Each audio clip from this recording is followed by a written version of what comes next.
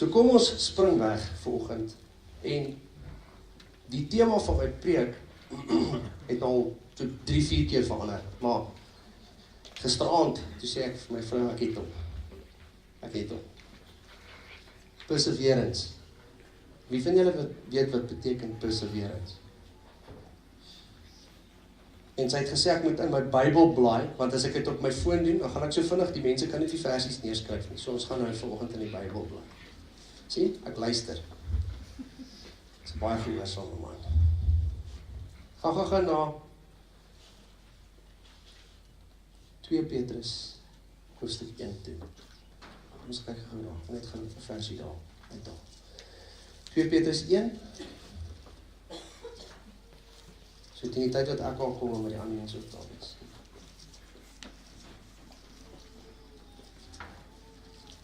Die vat lang hoor. Dis ek kom aan ons telefoon net. Ek kyk is daar.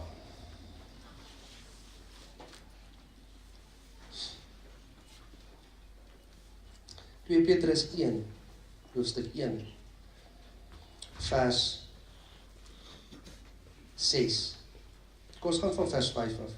But also for this reason, giving all diligence, add to your faith virtue, to virtue knowledge, to knowledge self-control, to self-control perseverance. En dan kan jy daar sien, daar is 'n vertaling wat sê patience. To perseverance godliness, to godliness brotherly kindness, and to brotherly kindness love. Ek wil praat vanoggend oor daai perseverance, oor daai deursettingsvermoë, waarvan Petrus hier praat. Nou hierdie is vanoggend part 1, ek hou mos van part 1 en part 2 draai. Ek sal my so 'n parts te, want dan kom die mense die volgende week weer terug, om weer 'n ander gedeelte te hoor. So, gaan gou na Genesis 41 toe, blaai gou in julle Bybels. Het julle Bybels, steek gou almal, wie het julle Bybels saamgebring? Nee, ek kan bly wees. Genesis 41. Ons gaan gou daar na die storie van Josef toe. Wie van julle ken die storie van Josef? Okay, steek aan, wie ken die storie van Josef? Okay, julle het die storie van Josef al gelees. Alright. So Josef was 'n laaitjie en sy pa het hom 'n bietjie voorgetrek. Hy het 'n broer gehad, 'n jonger broer, sy naam was Benjamin. So wat toe nou gebeur het is, Josef se broers raak jaloers, want hy soos 'n night jacket aangehad wat so multicolored was en sy pa het hom vir hom gekoop en spesiaal het maak. En hy het gedink hy is die myn konyn.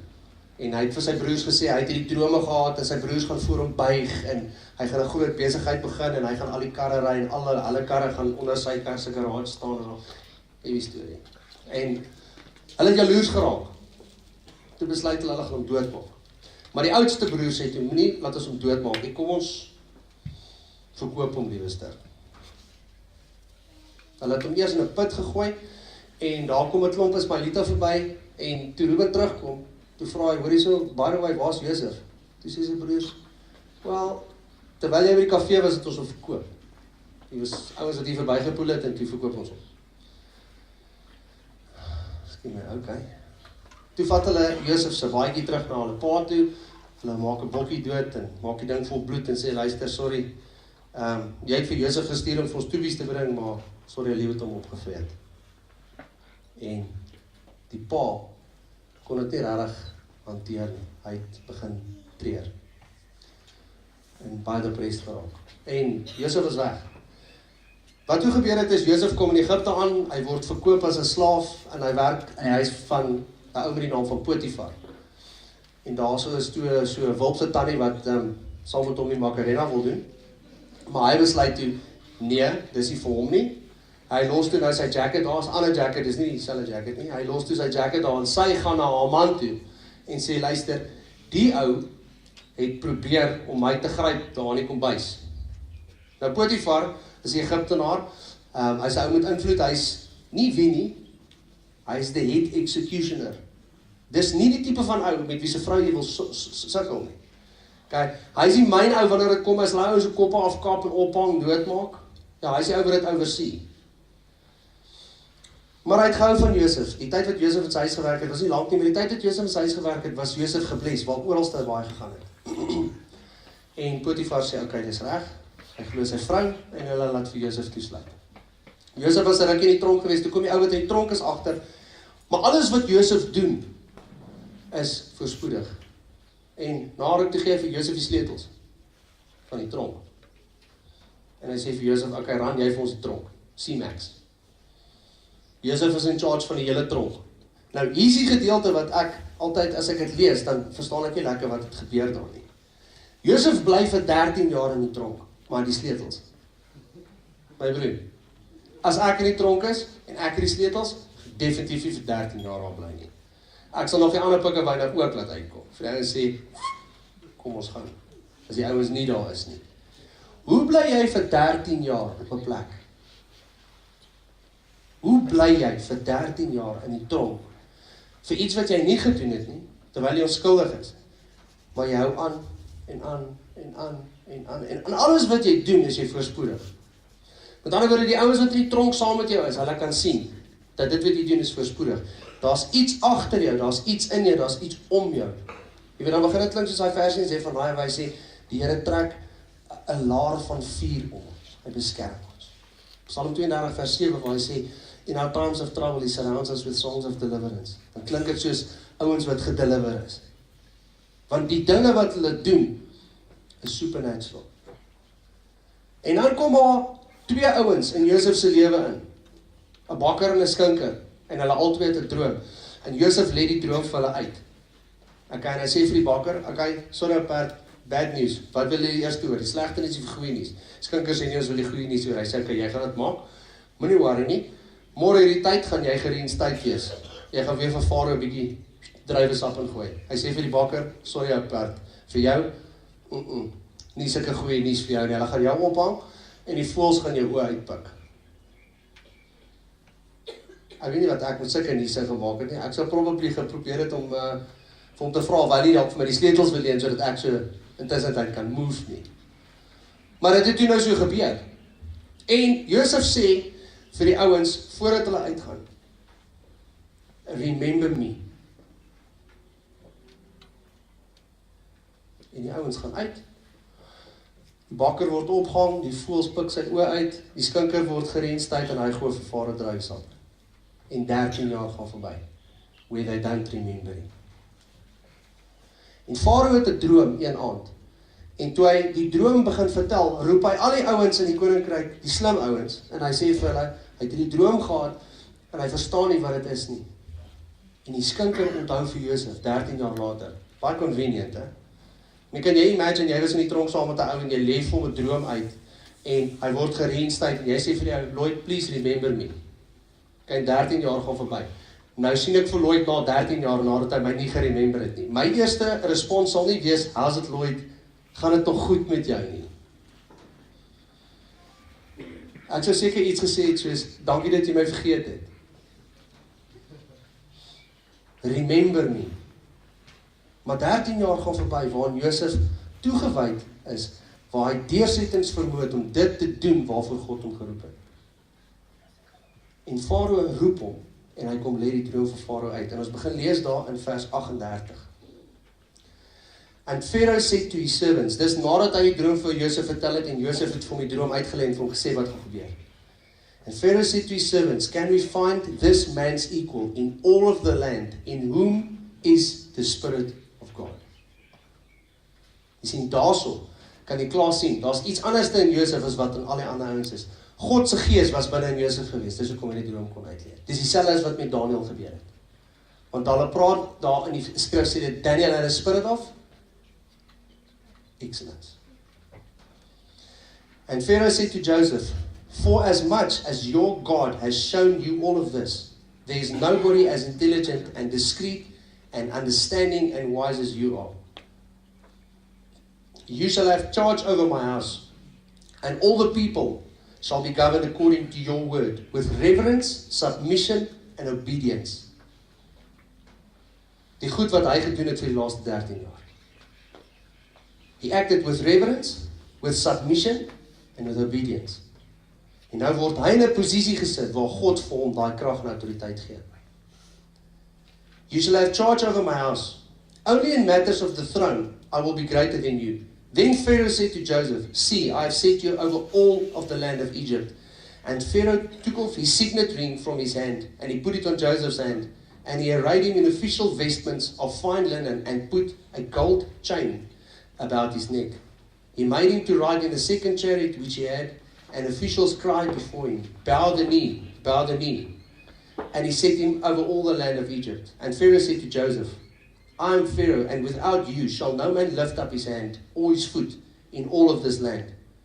And Pharaoh called Joseph's name Zephanath-Paneah, and he gave him Asenath, the daughter of Potiphera, the priest of On, to be his wife. And Joseph made an inspection tour of all of Egypt.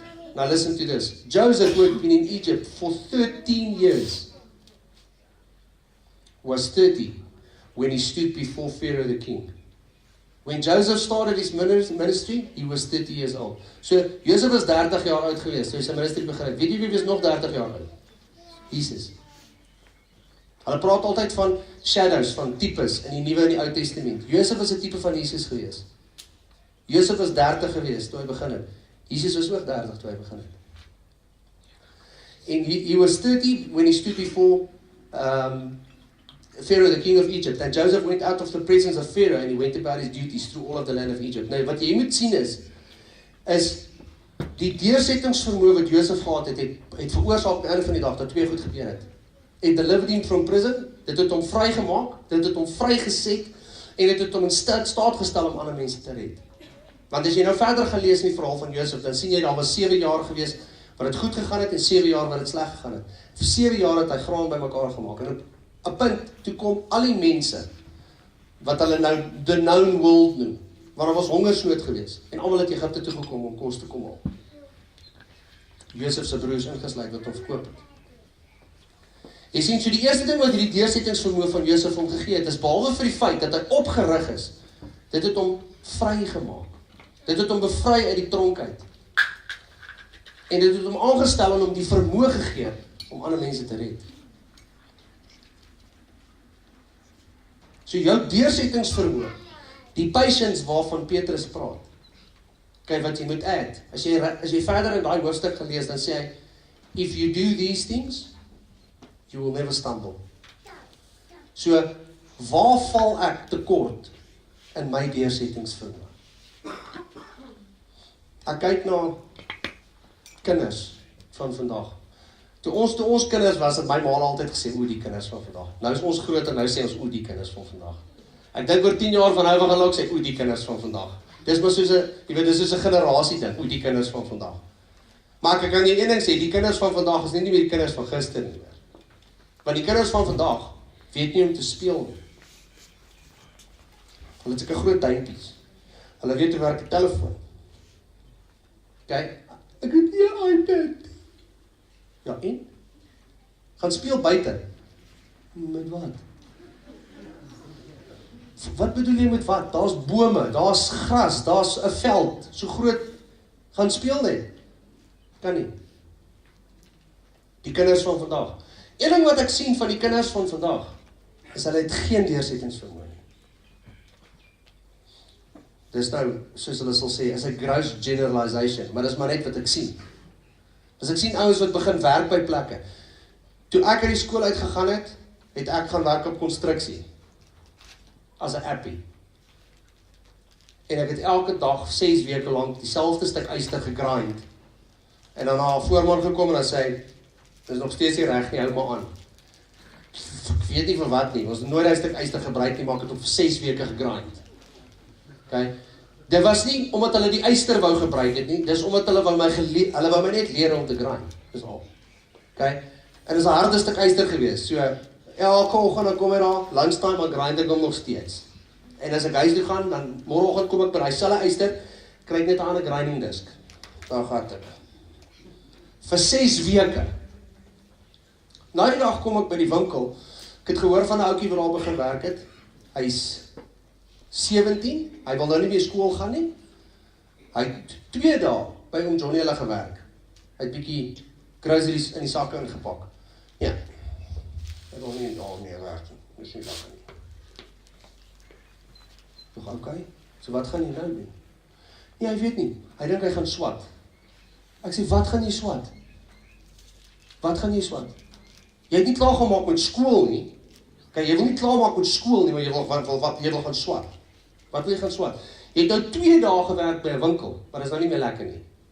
So môre dan skryf jy nou weer in, dan mors jy nou weer jou oom se geld met iets anders, dan gaan jy nou weer swat vir wat? Hondesielkunde of wat? Wat gaan jy doen? Jy gaan nooit dit wat jy begin het klaarmaak nie. Die ouer mense, as jy hoor waar hulle gewerk, ek dink my pa het in sy lewe 4 jobs gehad. Sy hele lewe, en my pa is nou 72. Nou ek weet ons lewe in ander tye vandag, maar ek kan vir jou een ding sê, is as jy nie deursettingsvermoë het met klein goedjies nie, gaan jy definitief nie deursettingsvermoë met groter goed nie. En wanneer die persecution regtig kom, wanneer ons regtig begin gedruk word, ek lees al hoe meer en sien, weet ek is nie iemand wat bang is vir persecution nie. Maar ek dink ook net by myself, as hulle môre in Suid-Afrika sê, kyk, ons kan nie meer Bybel lees in die huis nie. Jy kan nie meer Bybel lees in die kerk nie. Hulle gaan die kerk toemaak. Wie gaan die deursettingsvermoë hê om te sê, okay, well, either way, ons gaan steeds kerk toe kom. Of ons gaan nou soos die Chinese kerk ondergrond gaan, ons gaan 3, 4, 5 by mekaar se huise by mekaar kom en ons gaan nou kerk op die huis. Dis soos daai Wayne Kadere wat ek nou die dag geklip vir hom sien. Hy gaan sien toe en hy preek vir die mense en hy vra vir ons, luister, wat gaan gebeur as ons vang? En hy sê, ag nee, want jy gaan gedeport word, ons gaan 3 jaar tronk toe. Maar so nonchalant is om te sê, dis nie regtig 'n ding wat ons gaan plan nie. Hy sê, daar's 25 mense in die huis, hy sê, wie van julle was al in die tronk? Vir julle geloof. 18 van die 25 mense steek hulle hande op. It's crazy. Ek dink as hulle vandag hier inpoel, ons gaan hulle almal toesluit. Hoeveel van ons gaan sê, wel, dan moet jy ons maar toesluit. Want dis belangriker vir my, Paulus sê, net die wat end uit volhard, sal gered word. Dan sê die ouens, o, Jesie broer, maar nou preek jy werke. Luister my broer, dis tyd om wakker te word, want net die wat end uit volhard sal gered word. Praat nie van salvation nie. God het vir my 'n offer gestuur. Jesus het met sy bloed betaal vir my sonde. Dit beteken ek is gered. Dit beteken ek kan op my hande sit en dis nou, halleluja, nou wag ek tot die Here terugkom nie. God het my gered vir 'n rede. En dis nie so dat ek op 'n klip moet sit en wag tot hy terugkom nie. Dis om ander mense te vertel. Dis sodat hy my vrygemaak, sodat ek die vermoë het om ander mense te kan red, om ander mense te kan help en hulle te kan vertel. Jesus het vir jou gesterf. Hy het jou losgekoop. Daar's vir jou bevryding, daar's vir jou redding. Gaan jy dit vat of gaan jy dit nie vat? Dis presies wat Josef gedoen het. Josef het die vermoë wat God vir hom gegee het, terwyl hy hom geleer het vir 13 jaar om deursettingsvermoë te hê. Het hy hom geleer, toe stel hom aan. Hy het hom vrygemaak en toe gee hom die vermoë om ander mense te red. Toe kom ander mense na hom en hulle sê, ons is honger, ons het nie kos nie. Paar duisend jaar later kom Jesus op die scene en hy sê, as julle na my toe kom, sal ek vir julle kos gee en julle sal nooit honger word nie. Ek gaan vir julle brood gee wat julle kan eet, julle gaan nooit honger word nie. Ek gaan vir julle water gee wat julle kan drink en julle gaan nooit dors word. Dis in Josef het vir ons gewys, dis wat Jesus gaan kom doen. So waarvoor het God jou geroep? En waar lê jou deursettingsvermoë volgens? Wat doen jy met dit wat God vir jou gegee het? Of besluit jy, nee, wag, ek sit maar. Ek wag nou maar. Ek is nog in die tronk. Okay, as jy in die tronk is, wat moet jy nog leer? Want Josef was vir 'n sekere tydperk was in die tronk gewees, maar hy het iets geleer. En toe daai tydperk verby is, kom hy uit.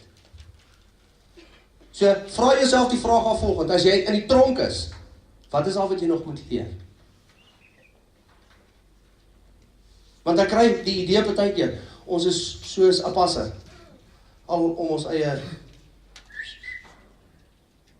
in die ronde, ons is soos die Israeliete in die woestyn, om die berg en om die berg en om die berg en om die berg. Daar's niks fout daarmee om God te vra, hoekom nie? Maar weet jy wat, daar is 'n punt wat 'n mens moet begin leer uit jou foute. En vir die Here te sê, maar Here wys my, openbaar dit aan my. En as dit iets is wat ek moet doen, as dit iets is wat ek moet leer, leer dit vir my dat ek kan vorentoe gaan. Leer dit vir my dat ek uit die tronk uit kan kom en stel my in staat om ander mense te kan vertel sodat hulle gered kan word. Die tweede ou is Mordegai. Wie van julle ken die storie van Mordegai? Kyk, wie van julle het die boek van Ester al gelees? Koningin Ester, okay. So daar was hierdie koning, sy naam is Ahasveros, en hy was 'n Persiese koning, en hy vra sy vrou, koningin Vasti, om vir hom 'n bietjie te kom kuier, want sy was baie mooi gewees, en ek weet nie, sy het issues gehad die Jerry, en sy besluit en sy gaan nie, en lang storie kort, wat er gebeur is, daar's 'n ou, en daar was 'n gedeelte van die Jode wat weggevoer was in daai tyd van die Medes en die Perse, wat in daai koninkryk was. En daar was 'n man met die naam van Mordegai, en hy het 'n niggie gehad, en haar naam was, hulle sê Ester, maar die Hebreëse naam is Hadassah.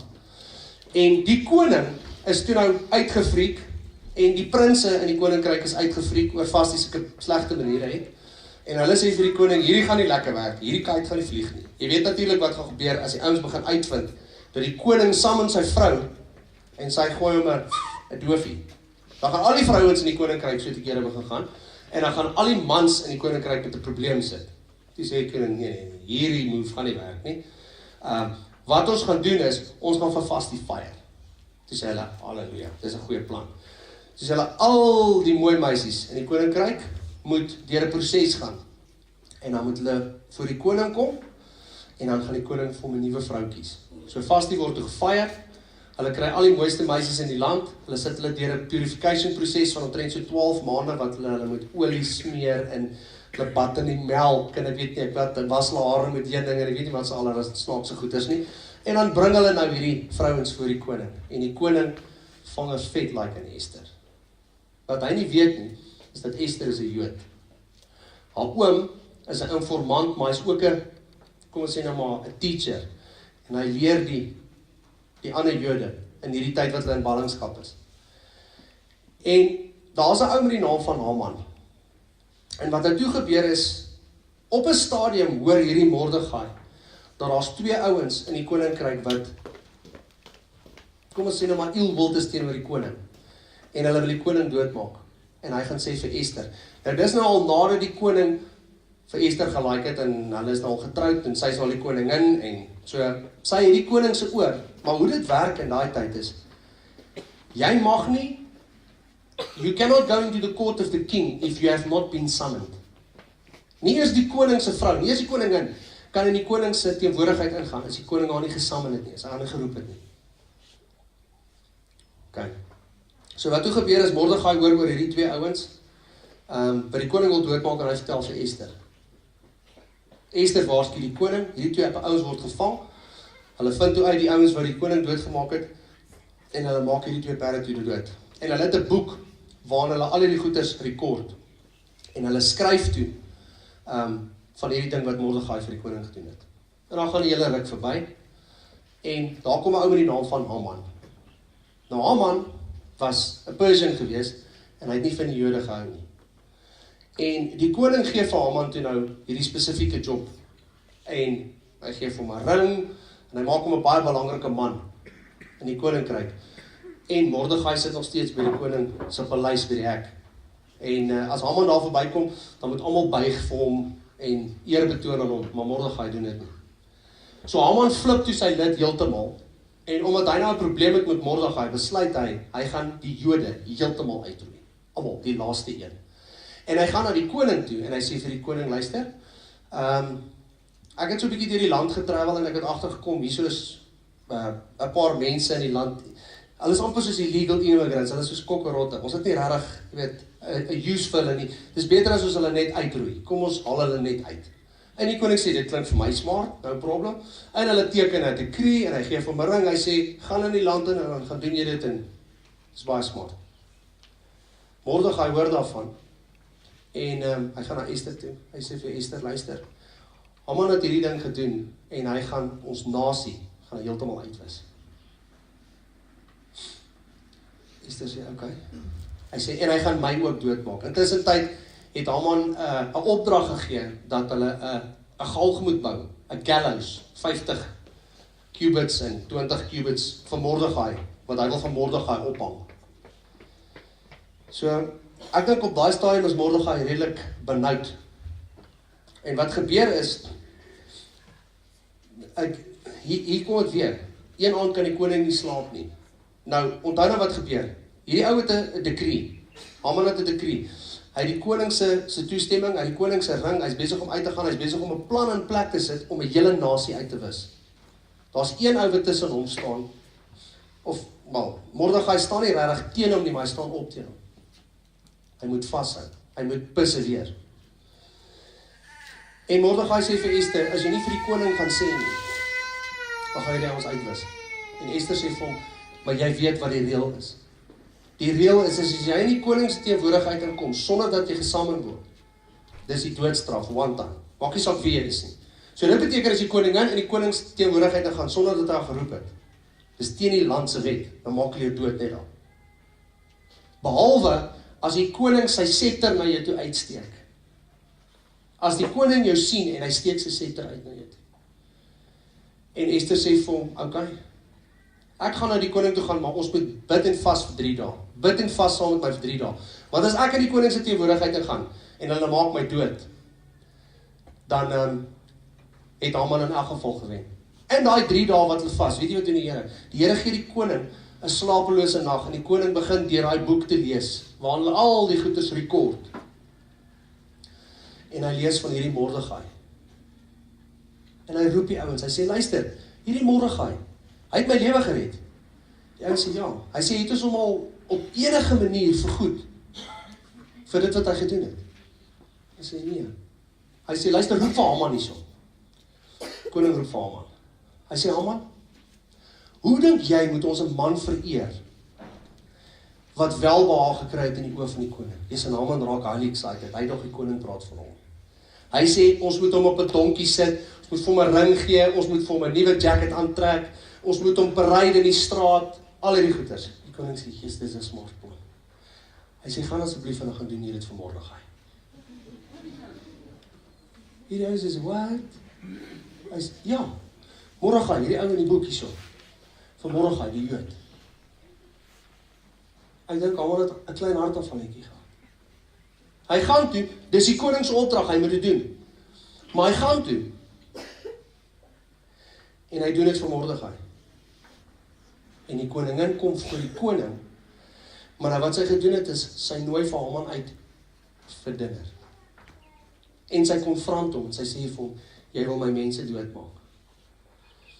Lang storie kort, Haman probeer om sy saak voor koningin Esther te stel.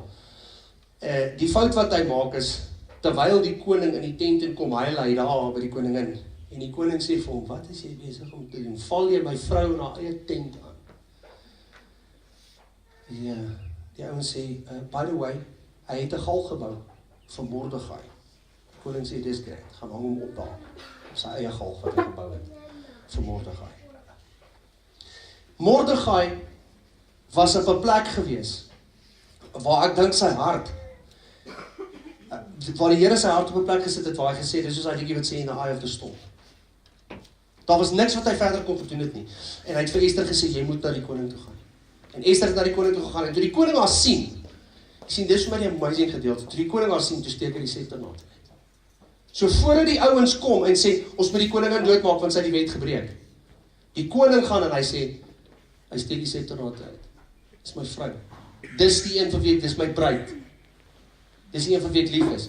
En hy saam met haar. Hy het haar nie gesaam nie, hy het vir 30 dae het hy nie met haar gepraat nie. Hy het haar vir 30 dae nie geroep nie, maar die oomblik toe sy instap, toe steek hy die scepter na toe.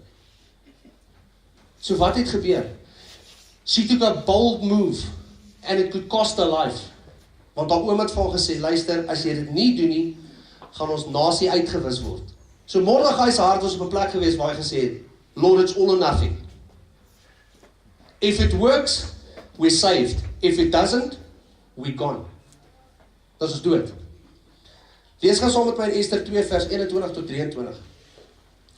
In those days, while Mordecai sat at the king's gate, 2 of the king's eunuchs, Bratan and Teresh, of those who were guarded at the door, were angry, and they sought to lay hands on the king. Dis die gedeelte waar hy vir die koning gewaarsku het. And Mordecai went forth. And this was known, wait, was it now? Sorry, julle. Okay. And this was known to Mordecai, and he told Queen Esther, and Esther told the king in Mordecai's name. And when it was investigated and found it to be true, both men were hanged at the gallows. And it was recorded in the book of the Chronicles in the king's presence. Dis waar het in die boek geskryf is. Dan gaan het aan. Ester 8 vers 2. Nadat die koning gesê het, gaan hang vir Haman op, sê hy vir hulle, bring vir my vanmorgen huis. Onthou, hy het vir Haman gesê, gaan geef hom 'n ring, sit hom op die donkie, trek vir hom nuwe klere aan, bereid hom af in die straat, hy gaan roep vir Mordegai, hy sê vir Mordegai, die volgende gaan gebeur. Ester 8 vers 2. And the king took off his signet ring, which he had taken from Haman. And he gave it to Mordecai. And Esther set Mordecai over the house of Haman. And Mordecai went forth from the presence of the king in royal apparel of blue and white, with a great crown of gold and with a robe of fine linen and purple, in the city of Shushan. And all the people shouted and they rejoiced. And the Jews had a light, a dawn of new hope, of gladness, joy and honor. Wow. And in every province and in every city, wherever the king's command came, wat toe gebeur het is, Haman gaan met die ring, Mordegai gaan met die ring wat Haman gehad het, en hy gaan reverse elke dekrie wat Haman uitgeskryf het om te sê dat hulle die Jode moet doodmaak. So, in hierdie opsig, het die deursettingsvermoë wat Mordegai gehad het, vir hom 2 goed gegee. Dit het hom gered van die bose planne wat Haman gehad het, en dit het vir hom hoop, vrede, vreugde en eer gegee. En vir die hele nasie. Maar daar was 'n stap gewees. There was a step of obedience. Onthou julle het ons van Josef gelees het. Where he did according to the word with reverence, submission and obedience. Dis presies dieselfde as wat Esther gedoen het. Reverence, submission and obedience. So wat Mordegai hier gekry het, hy is bevry van die bose planne van Haman, sy deursettingsvermoë, sy patience, sy perseverance, and it gave him hope. Dit het hom hoop, vreugde en eer gegee. Verstaan julle wat ek probeer sê?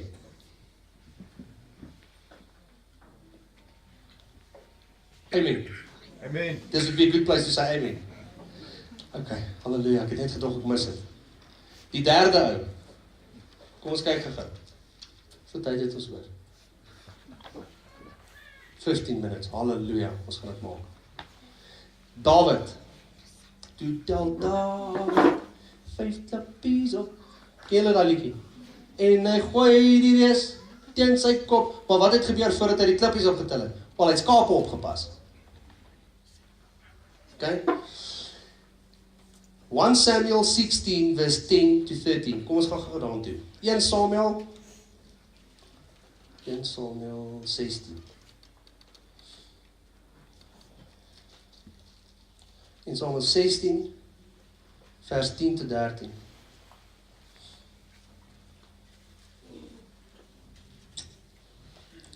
Thus Jesse made his 7 sons pass before Samuel. And Samuel said to Jesse, the Lord has not chosen these. And Samuel said to Jesse, are these all the young men that's here? Then he said, there remains yet the youngest, and there he is keeping the sheep. And Samuel said to Jesse, send and bring him, for we will not sit down till he comes here. So he sent and brought him in. Now he was a ruddy young man with bright eyes and good looking. And the Lord said, arise, anoint him, for this is the one. Then Samuel took the horn of oil and anointed him in the midst of his brothers. And the Spirit of the Lord came upon David from that day forward. So Samuel arose and he went to Ramah. Hierdie is amazing. David het deursettingsvermoë gehad. Hoekom sê ek so? Wel, gaan lees die storie. Teen die tyd wat hy by Goliat uitgekom het, het hy al 'n beer doodgemaak en hy het 'n leeu doodgemaak, terwyl hy skape oppas. Hy skryf psalms, die ou kon 'n harp speel. Dit beteken, hy het deursettingsvermoë gehad. Enigiemand wat 'n instrument al in hulle lewe gespeel het, weet, jy kry dit nie binne 2 dae reg nie.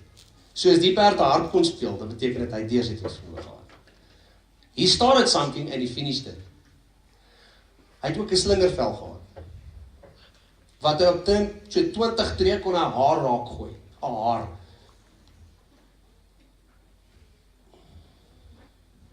Ja, 'n haar. Op 20 tree. Jy moet nogal redelik ready wees om op 20 tree haar raak te gooi met 'n klip en 'n slingervel. Jy gaan dit nie reg kry die eerste dag as jy dit probeer nie. Trust me, ek het al met 'n slingervel gegooi. Ek het maar die eerste 7 keer self raak gegooi. Okay, want 'n slingervel werk nie soos 'n ketting nie. 'n Slingervel se vel is omtrent so groot en dan het hy 2 rieme wat so opkom. En dan het jy 'n riempie wat jy om jou vinger vasmaak, sodat jy die ding uit jou hand uitgooi nie. En dan swaai jy hom so. Jy swaai hom eers so om momentum te kry. Jy sien dit is hier waar die ding interessant raak. Die oomblik wanneer jy hom draai en begin soos 'n chopper te wees. Nou moet jy nou time, want jy moet die klip so gooi. Nou dis nou daar waar jy jouself elke keer, jy sien, dan skiem jy elke keer, wag, miskien moet ek hom so omvat, dan kap jy jouself hierdie kant. So, dis nie net van tel die klip op, swaai en woep, daar gooi jy die ding nie. Die riempie het ek ook geleer, eers na die tyd. Want die eerste keer toe ek hom gooi en ek gooi, toe gaan die vel en die klip en die hele bedryf, somme saam, gooi ek my wapen. Jy gooi die vyand met jou wapen.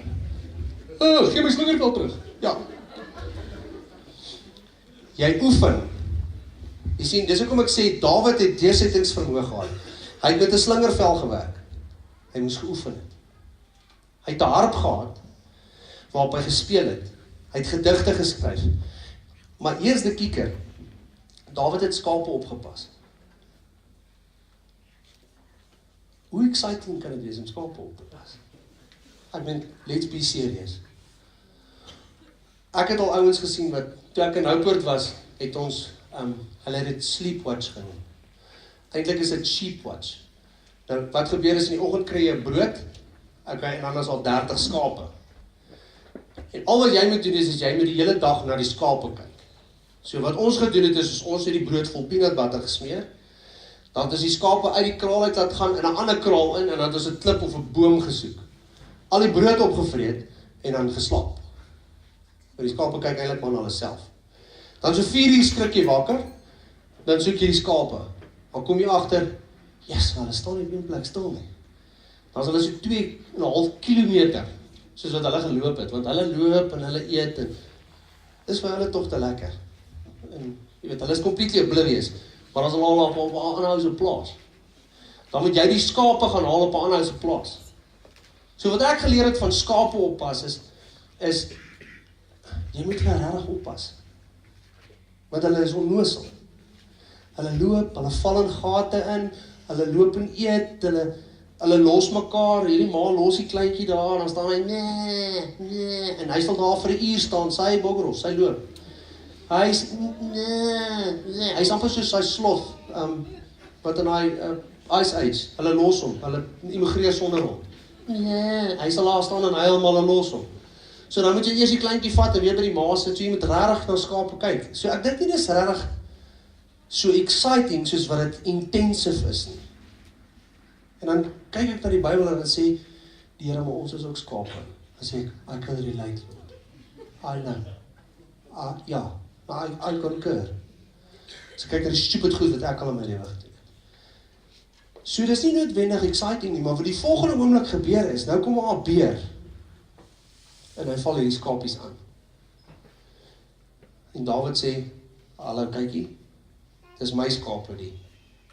En hy attack die beer, met sy slingervel, of is nie met sy harp, met sy slingervel. En hy red die skapie, uit die beer se kakebeen uit. Die volgende keer kom daar 'n leeu, en hy red die skape uit die leeu se bek uit. So teen die tyd wat hy kom op 'n plek waar hy vir sy broers toepies vat en hier is hierdie massive ou wat almal vloek. En Dawid vra vir hulle wat gaan aan. Het hy op daai punt al 'n sekere hoeveelheid deursettingsvermoë gehad. Want hy het sekere goed begin en hy het dit klaar gemaak. As julle hoor wat ek sê. Nou kom hy en hy is 17. Hy maak die reus dood en Samuel kom na sy huis toe en hy word gesalf as die koning. Maar op daai stadium is Saul nog die koning. Vir die volgende 5 jaar, bly Dawid in grotte en in gate, soos 'n hond en 'n wolf en hy is soos 'n vagabond. Hy is die koning, maar Saul probeer hom vir 5 jaar lank probeer Salomon dood te maak. Hy kom op 'n plek waar hy 'n gedeelte van Saul se kleed afsny. En dan voel hy sleg na dit. Hy sê ek het my hand opgetel teen die gesalte van die Here. Maar hy is gesalf as die koning, maar die koning probeer hom dood te maak. Vir 5 jaar lank is jy die koning. Jy sien, dis dieselfde stories met Josef. Hy het die sleutels van die tronk, maar hy waai nie. Hoekom? Ek is gesalf as die koning, hoekom haal ek nie net vir Saul uit nie? Jy sien, met Dawid se hart was anders te gewees. Sy hart is nie dieselfde as Saul se hart nie. Hy was 'n man na God se hart. So vir 5 jaar is Dawid die koning. Hy het deursettingsvermoë, hy perseveer. En die volgende gebeur. Die perseverance, die deursettingsvermoë in hierdie opsig, het Dawid bemagtig en hom autoriteit te gee. As ons deursettingsvermoë het, dan bemagtig God ons. Hy stel ons aan en hy salf ons om te heers oor ons omstandighede. Jy sien, Dawid is gesalf as koning en hy het geheers oor sy omstandighede. Ja, hy het weggehardloop. Hy het nie nodig gehad om weg te hardloop nie. Gaan kyk na die mighty men wat saam met, daar was 3 mighty men wat saam met Dawid was. En dan was daar 30 ander wat saam met hulle gehardloop het. 'n rowwe band manne. Een ou het sommer die een dag klim in 'n versneeuwerige dag klim in die put en maak 'n leeu dood. Ander ou vat 'n spies en druk hom deur die Egiptenaar se hart. Boem. Hy sit eendag, hy sê, "Jesus, ek is so dors.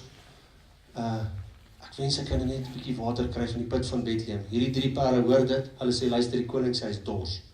Hulle breek deur die Filistyne se kamp, het vis, slaan nie almal wat in die pad kom, slaan hulle dood. Hulle gehaal van water by die put van Bethlehem, kom terug, slaan nog so 'n paar ouens dood. Kom terug en sê vir hom, "Okay, hier is die water." Dis die tipe manne wat saam met Dawid in die army was. En Dawid sê, hierdie ouens het hulle lewe in gevaar gestel om vir my water te gee. En hy gooi dit, hy giet offer op 'n klip voor die Here. En hy sê, hy gee dit vir die Here. So dit bemagtig ons. Daai deursettingsvermoë wat hy daar geleer het, dit bemagtig ons. Want God sit ons in 'n plek waar hy sê, "I'm appointing you to rule." En hy salf ons om in enige situasie te sê, of dit 'n beer is, of dit 'n leeu is, en of dit 'n reus is. God het my gesalf om te heers oor hierdie situasie. So my vraag bly weer, waar is jou deursettingsvermoë? Ons vra altyd, maar hoekom? Wel, dis sodat jy kan leer. Jy gaan nie universiteit toe, en dan sê jy, ek wil 'n prokureur wees. En dan sê hulle, congratulations, jy's 'n prokureur nie. Hulle sê, jy moet eers vir 4 jaar leer. Wat vir my altyd, wat ek nie kan verstaan nie, is ons kom tot bekering, en dan, is jy Christen? Ja. Okay, great. Wat gaan jy van môre af doen? Jy weet nie, niks. Die Here het my mos nog gered. Okay, halleluja. En dan, die woord sê ons moet beproef verklaar word. Die werke wat jy doen, Handelinge sê, that God has placed good works in our path to perform. Nie good works to salvation nie, God het ons klaar gered, Jesus het ons gered, so daar's niks wat jy kan doen om jouself gered te kry nie. Jesus het jou klaar gered. Stem julle met my saam? Great. So, ons is gered deur die bloed van Jesus en deur ons geloof. So, daar's niks wat jy kan doen om jouself gered te kry nie. So, wat se werke praat hy van? Good works to perform. Dit gaan oor 'n reward. Dit gaan oor 'n prys. Dit gaan oor, God het vir ons 'n sekere hoeveelheid werke in ons pad gesit. En wanneer ons dit doen, is daar vir ons 'n benefit. Dis die werke waarvan hy praat. En wanneer jy dit doen, is daar vir jou 'n benefit. Dis soos as jy universiteit toe gaan, en jy kry krediete. Jy kry krediet. Hoekom? Want jy het die werk gedoen. En as jy al die werkies doen, kan jy 'n graad kry. Wel, jy moet eers eksamens kry. Maar gewoonlik kom ons by die eksamen en sê, kom sit so moeilik. Dis heavy, man. Moet 'n bietjie leer. Right. Die laaste ou is Naaman. Wie ken die storie van Naaman? Resy sê hy ken die storie van Naaman. Halleluja. Naaman was 'n commander, 'n field commander. In die tyd van Elisa. En hy was melaats gewees. Lang storie kort, hy gaan na Elisa toe, hy sê vir Elisa, asseblief, wat kan ek doen om gesond te word? Elisa stuur vir Gehasie. Wie het al van Gehasie gehoor? Ek is baie lief vir Gehasie, en al die goeders wat Gehasie altyd, hy het so oulike naampie ook, Gehasie. Gehasie. In die Ou Testament, die Ou 33 vertaling, dan staan daar, Elisa het gevra, Gehasie van waar? Want hy het agter Naaman aangehardloop. Dan sê hy, van nêrens, my Heer. Ek was die hele tyd hier. Gehasie, jy weet mense wat lieg gaan hel toe. Van waar, Gehasie? Van nêrens, my Heer. Ek was nog die hele tyd hier. Klink soos toe ek stout was, toe ek klein was, my ma vra, waar kom jy nou vandaan? Was die hele tyd hier. Nee, jy was nie, want toe ek nou nie in jou kamer kom, is jy weg. Ek was net in die badkamer, mama. So wat gebeur het is, Elisa doen nie eers die moeite om self met hom te praat. Hy sê vir Gehasie, luister, sê vir die ou, hy moet na die Jordaanrivier toe gaan, dan moet hy self 7 keer in die Jordaan gaan was. Dan sal hy gesond word. Nou, dis ludicrous om vir 'n ou te sê, was jouself 7 keer in die rivier, want in die eerste plek, in daai dae, as jy malaats was, okay, kon niemand naby jou kom nie, en jy's verban uit die stad uit. Jy kon nie tussen ander mense kom nie. Die ander ding is, daar's 2 groter riviere, baie groter is die Jordaanrivier, en dis presies wat Naaman sê. Hy freak uit. So Elisha sent a messenger to him saying, go and wash yourself in the Jordan 7 times, and your flesh shall be restored, and you shall be clean. But Naaman was very angry, and he went away and he said, behold, I thought he would surely come out to me and stand and call on the name of the Lord his God, and wave his hand over the place and heal the leper. Hy wil hê dit met 'n show wees. Jy sien, Naaman het in sy kop 'n idee, en hy sê, ek dink, Elisa moet buitekant kom, en hy moet so maak, en hy moet my bid, dan gaan ek gesond word. Nou stuur hy vir 'n Gehasie, om vir my te kom sê, ek myself 7 keer in die Jordaan gewas. And not Albana or Parpar, the rivers of Damascus, which is better than all the rivers in Israel. May I not wash myself in them and be clean? So he turned away in rage. But his servants came near to him and said, my father, if the prophet had bid you to do some great thing, would you not have done it? Jy sien, ons verwag partykeer, ons wil hierdie great ding doen vir die Here. Maar as die Here sê, ek doen die klein dingetjie, dan is dit soos,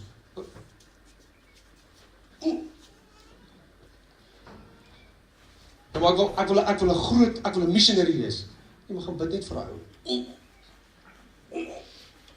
Ek wil vir 100 mense bid. Nee, bid net vir daai een.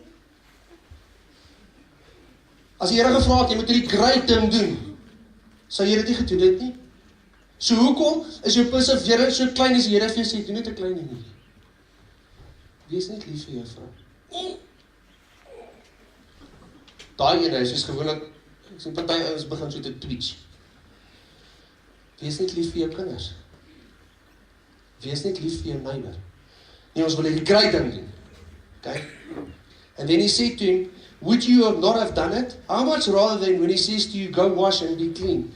Then he went down and he dipped himself 7 times in the Jordan, as the man of God had said, and his flesh was restored like that of a little child.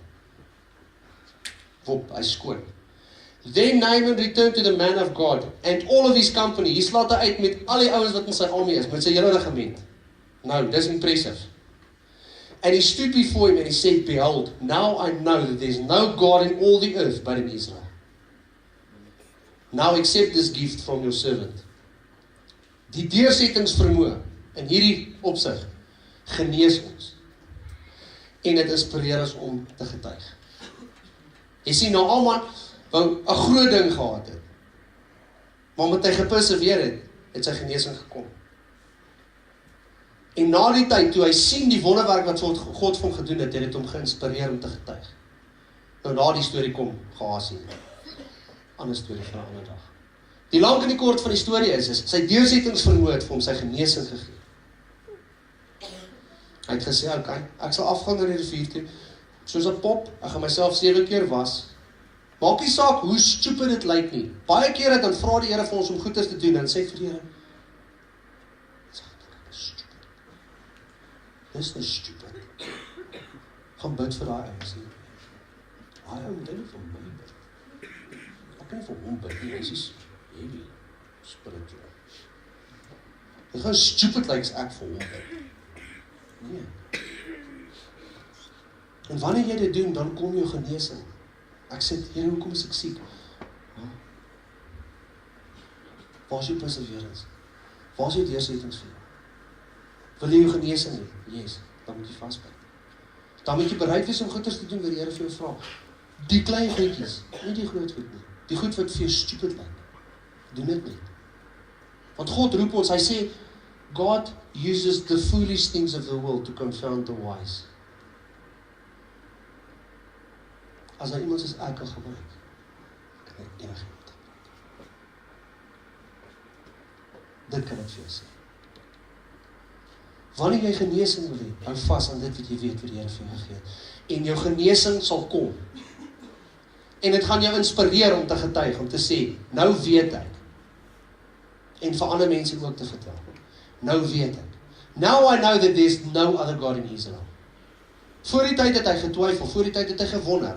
Nou weet ek.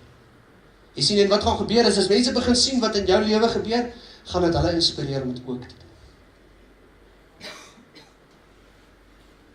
So om al hierdie goeders vas te vat en te omskryf. Josef, ons deursettingsvermoë bevry ons en dit stel ons in staat om ander mense te red. Wanneer gaan jy opstaan, uit die tronk uitkom en mense begin vertel van God se liefde? Mordegai, dit red ons van die bose planne van die wat om ons is, dit gee ons hoop, vreugde en eer.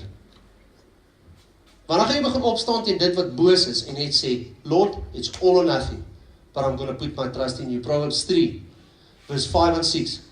Trust in the Lord with all of your heart and don't lean on your own understanding. In all of your ways acknowledge God and He will direct your path. David, jou deursettingsvermoë gaan jou bemagtig, dit gaan jou autoriteit gee en dit gaan jou salf om te heers oor enige situasie waarin jy self bevind, of dit 'n beer is, of dit 'n leeu is, of dit 'n reus is. Want is die gees van God wat binne in jou is. Says, I have overcome the world. En laaste, Naaman. Dit genees ons en dit inspireer ons om te getuig. Die deursettingsvermoë wat God van Naaman gegee het hom genees en dit het hom geïnspireer om te getuig. Wanneer gaan jy die genesing wat jy reeds het vat en begin getuig vir dit wat God vir jou doen? Amen. Staan saam met my dat ons kan bid. Here, ek dankie vir die dag. Here, ek is opgewonde in my gees, ek is opgewonde oor dit wat U vir ons gegee het. Here, ek bid dat U elke persoon wat hier staan vanoggend, sy deursettingsvermoë, sy kapasiteit vir deursettingsvermoë sal groter maak. Here, ek wil bid dat U my emmertjie groter maak, dat U my rek, dat U my stretch, that You stretch me, Lord. That You increase my capacity. Soos wat U ons in die woord leer, dat ons moet beproef verklaar word deur die woord. En Here, ek staan vanoggend hier en ek getuig dat daar is geen ander God behalwe U. Ek vat my genesing, Here. Ek vat die heerskappy en die autoriteit wat U vir my gegee het, Here. Ek dank U dat U my die tronk uit laat kom het. Dat U my bevry het, dat U my die krag en die lewe gegee het, dat U my geïnspireer het om te getuig, dat U my genees het, dat U my gesond gemaak het. Dat U my op 'n plek gesit het waar jy in staat stel om ander mense te vertel en ander mense te red. En ek bid dit vir elke persoon in hierdie gebou vanoggend, Here. En ek bid vir elke gesin, ek bid vir elke huwelik, ek bid vir elke kind, ek bid vir elke ouer. Ek bid vir elke besigheid, Here. Dat Here sal kom aanraak vanoggend op 'n manier wat hulle dit nog nooit ervaar het. En ek bid vir elke hart, and I pray that you'll just come and minister to them and comfort them this morning. Dat U vir ons almal 'n nuwe kapasiteit gee wanneer dit kom by perseverance. Ek dank U vir U liefde en vir U krag en vir U bloed en vir U genade in ons lewens. In Jesus naam. Resou, ek wil hê jy moet vir my daai klip speel. Julle kan sit, julle kan staan, julle kan na my kyk. Hierdie ding het my geïnspireer. Dis net so dingetjie wat so 4 minute lank is.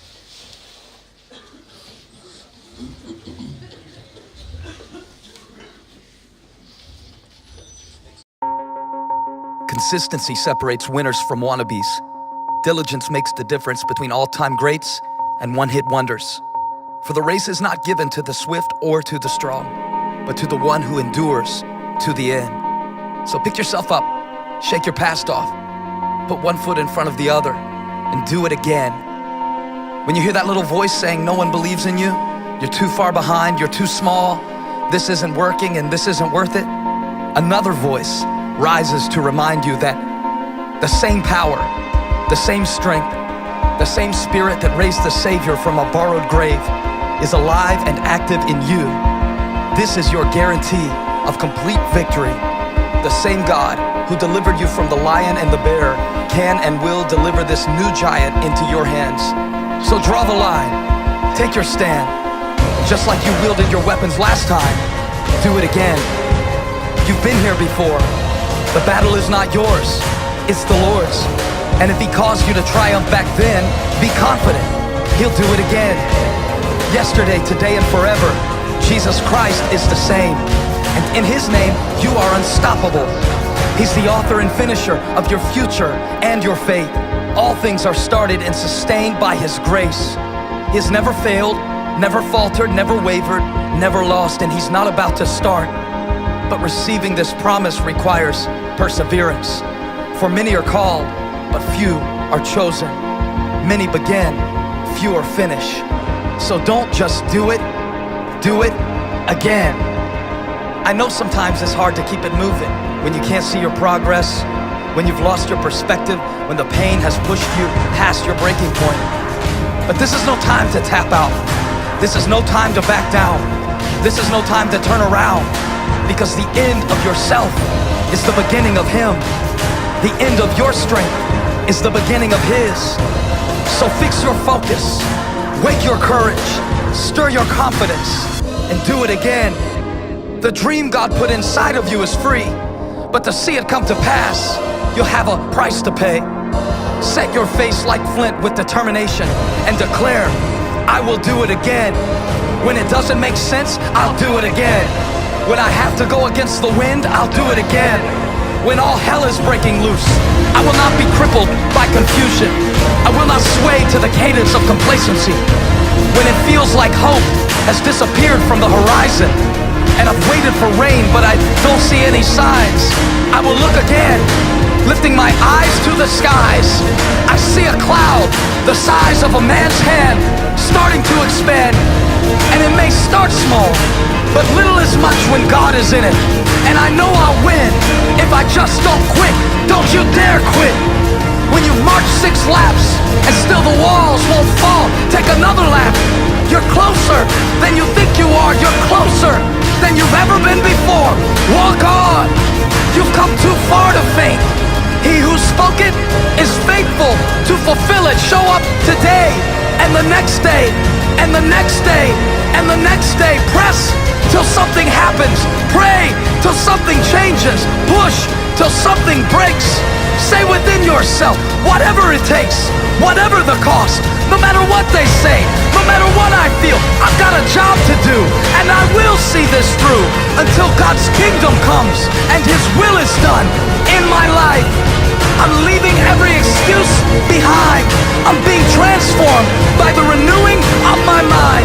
I'm taking up my cross and following the one who never stopped short, who never surrendered, who said He'd never leave me or forsake me. Jesus is with me always. He came and conquered. He died and rose again. And now He's calling me, causing me, commanding me to breathe again, hope again, trust again, give again, change again, expect again, rejoice again, fight again, rise again, right here, right now, in the name of Jesus, I will live again.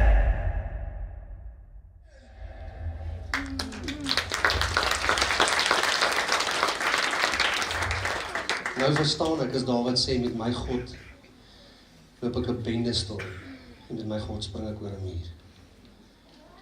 Dit inspire my, want ek weet, that the battle does not belong to me, it belongs to God.